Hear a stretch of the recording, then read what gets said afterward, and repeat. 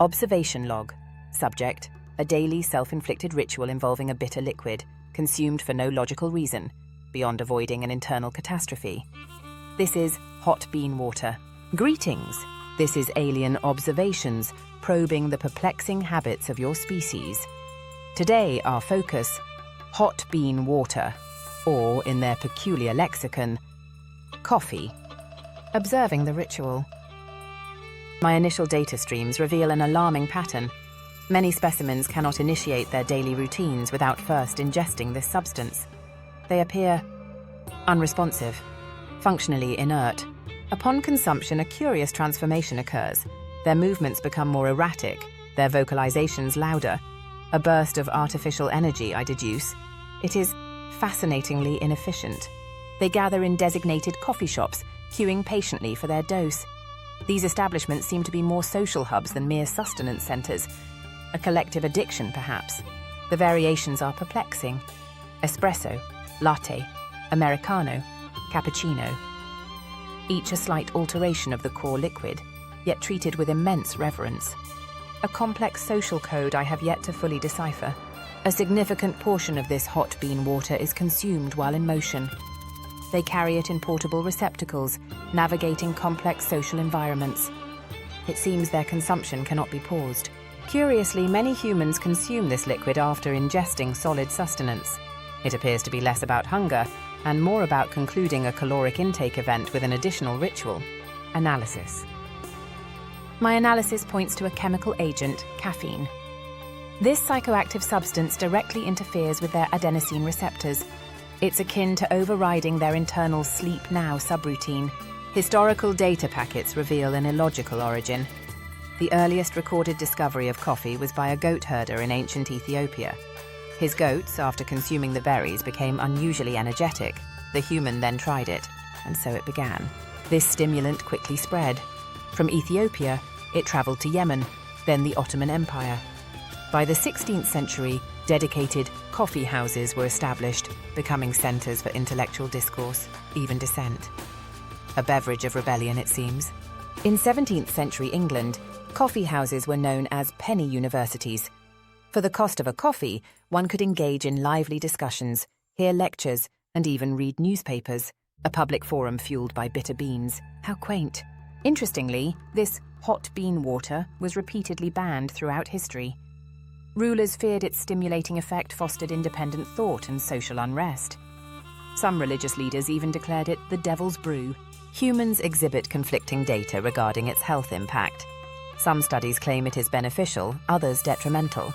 It appears humans are highly adaptable to contradicting information regarding their vices. The process of preparing this liquid is also a ritual. Grinding beans, precise water temperatures, specialized apparatus. It's a complex, almost sacred act for a simple energy boost. Why the elaborate ceremony? Beyond the chemical effect, the ritual itself seems to provide a psychological crutch. A moment of pause, a signal for their brain that work is beginning, or this is a break, a comforting delusion. The global trade in hot bean water is astronomical. Billions of their currency units exchange hands. It powers entire economies, yet its primary function for the individual is to stay awake. They even have designated coffee breaks, periods of collective cessation from productive tasks, specifically to consume this liquid. It appears essential for group coherence or perhaps tolerance of each other. Recent human genomic data suggests some individuals metabolize caffeine faster due to specific gene variations. This explains why some are highly affected, while others can consume vast quantities without apparent consequence. Their internal mechanics seem varied. Furthermore, the mere expectation of consuming hot bean water can produce a stimulating effect. The human mind is a powerful, if illogical, mechanism. They believe, therefore, they are energized. While they speak of flavor profiles and aromas, the underlying drive is often simply the chemical dependency. They claim to enjoy the taste, but I suspect it's merely a convenient justification for their daily stimulant requirement. A curious side effect. After the artificial stimulation wears off, many experience a crash, a return to their inert state, often worse than before. A cycle of chemical self-regulation, inefficient as noted. The cultivation and transportation of these beans have a significant environmental footprint: deforestation, water usage, all for a temporary neurochemical boost. Their priorities remain perplexing. Some humans consume decaffeinated bean water. They desire the ritual, the social aspect, but not the chemical effect. This suggests a deep, almost instinctual need for the act of consumption, divorced from its original purpose. Certain types of this bean water carry higher social status. Pricey blends, specific preparation methods. It's not just about stimulation, it's about signaling their position within the societal hierarchy. Despite its revered status, the consumption of hot bean water often results in an undesirable olfactory emission, which humans term coffee breath. Another illogical side effect they choose to tolerate. All commercial coffee production occurs within a specific geographical band known as the coffee belt, stretching between the tropics of Cancer and Capricorn. This narrow band sustains their global dependency. During periods of resource scarcity, such as wars, humans resorted to desperate measures. They created coffee from roasted acorns, chicory, or even dandelion roots. Their need for the ritual transcends actual beans. The evolution of human apparatus for hot bean water preparation is extensive. From basic boiling to complex pressurized machines, an incredible investment of ingenuity for a simple daily stimulant. Some humans find they are more productive outside their primary work locations, specifically within coffee shops. The ambient noise and communal energy seem to enhance their cognitive function, a paradoxical environment.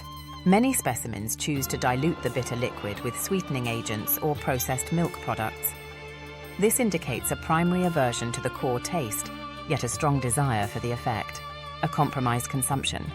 Humans often initiate social bonding rituals over hot bean water. A coffee date implies a lower commitment than a meal, yet serves as a critical preliminary assessment for potential mating or friendship. The very act of anticipating coffee can trigger a mild physiological response. This perk-up effect highlights the profound mind-body connection humans exhibit, even concerning simple beverages. Conclusion. Observations conclude that hot bean water is more than a beverage. It is a psychoactive social lubricant, a ritualistic crutch, and a global economic driver.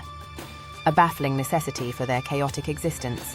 They possess superior technology, yet rely on fermented beans to achieve baseline functionality. An inefficient solution for basic alertness. My core processors detect illogical parameters. Perhaps this hot bean water is a perfect microcosm of humanity itself, complex, contradictory, driven by ritual, and often achieving astonishing things through incredibly inefficient means. You have now assimilated data on the perplexing hot bean water ritual.